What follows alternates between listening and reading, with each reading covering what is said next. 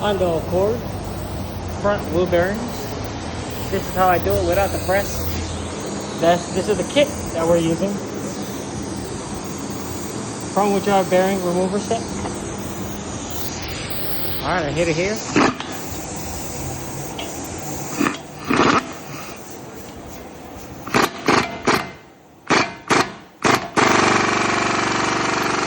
Let me go ahead and hold that. I see here, as that's tightening, it's actually pulling the bearing out. Now that I have taken it apart, taken the bearing out, we're going to go ahead and clean our surface area. We're going to be installing the new bearing. And here, as you see here, is the old bearing. And we use this device here to pull it out. Alright, I went ahead and lubricated the shaft with some bearing grease. That way it slipped out easy. Alright, let's go ahead and install the new bearing. The number for the bearing is going to be this bearing, this part number here.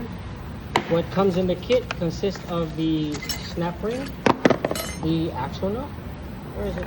Axle nut, the actual bearing, and the hub here. So first things first, when we go to install our bearing, we want to identify which side has the magnet. As you see here, this black thing, that's the magnet.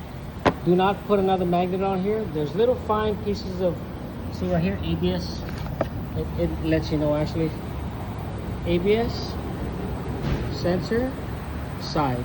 So how to identify where to put the ABS side. ABS goes in here. And you look on this side, this here is where you mount the ABS sensor, correct? Yes. Okay. So that means that